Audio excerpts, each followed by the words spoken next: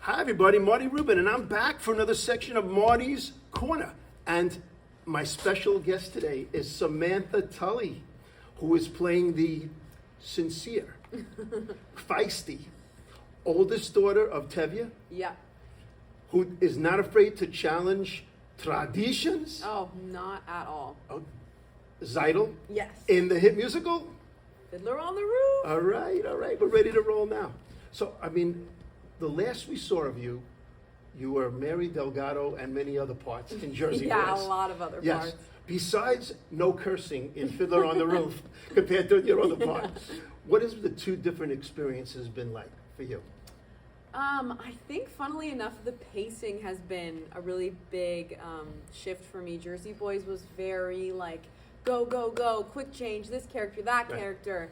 And I think Fiddler there's a little more gaps and spaces in between, but it's making sure that you're like emotionally ready to like go and attack those scenes.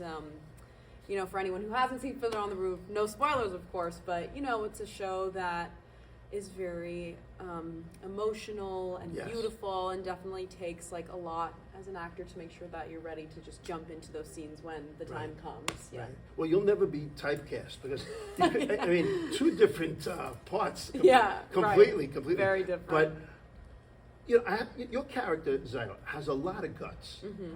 You know, I mean, if you think about it, she was challenging the customs of, you know, she did not want a prearranged marriage, and Right. she was challenging the customs, you know, of the time. Where do you think Tzeitel got the courage to speak out like that for herself? Yeah, I mean, speaking also as an older sister to two younger sisters, I think just being the oldest in the family, you're a guinea pig for a lot of things. So, Right. you know, you have to kind of be a realist while also being the impetus for change. You know, like Right.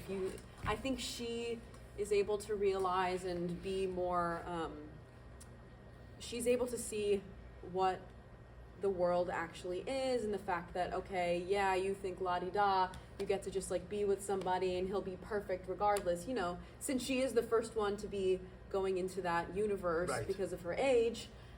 She's all of 20. Right, literally, I know, which is crazy to think about. Things were very different back then.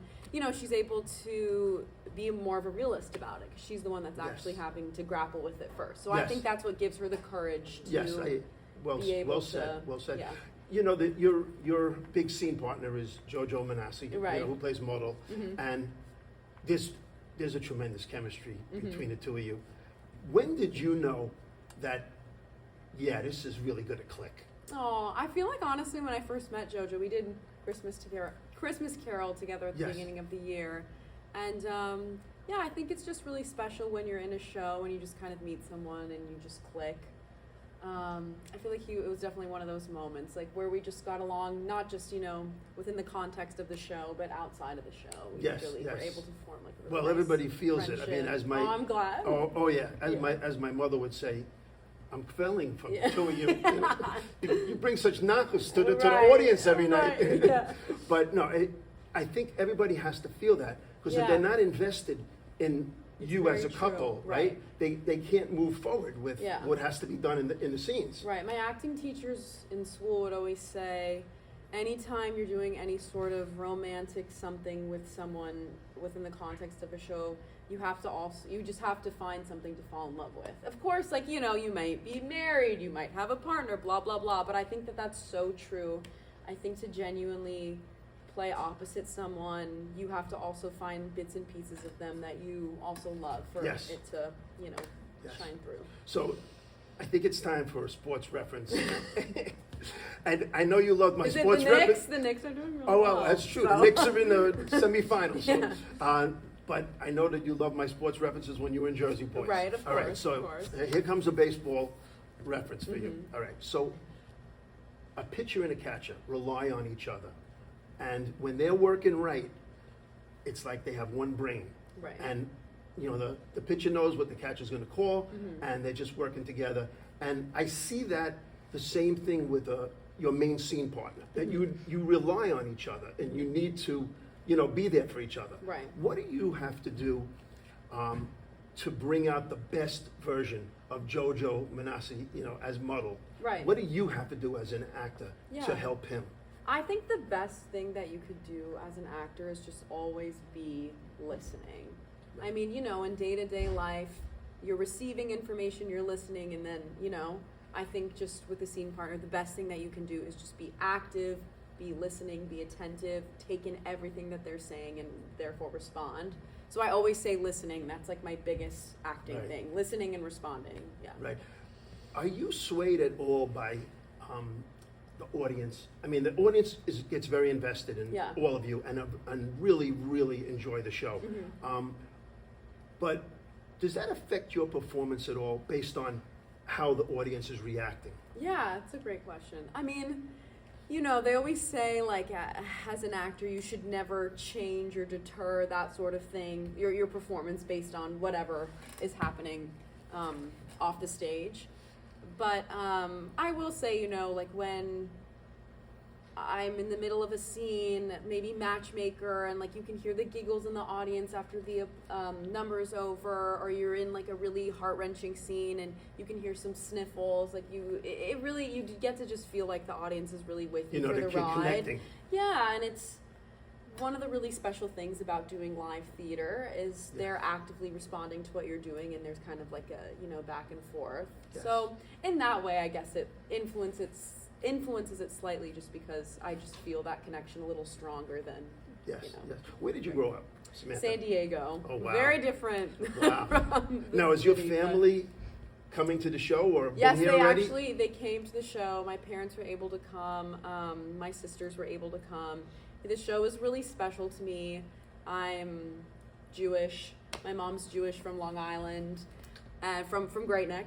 And this show, and especially the movie, was such a staple in our household.